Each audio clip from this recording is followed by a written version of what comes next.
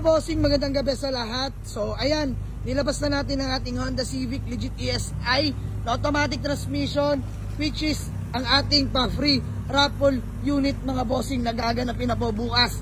Mga bossing, January 26, 2025, 8 PM po mga boss, magla-live po ako through Facebook page.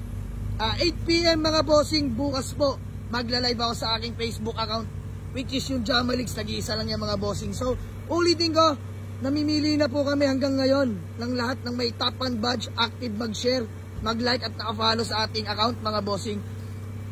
Meron ako napansin na may top 1 badge pero naka-private yung account mga bossing. Please lang, paki-public ako dahil di namin makikita kung active ba kayo mag-share sa aking mga ina-upload na video mga bossing. So ayan, ulitin ko, hindi lahat ng may top 1 badge active sa atin mga bossing. Hindi rin po ako nagbibigay ng top 1 badge kundi si Meta.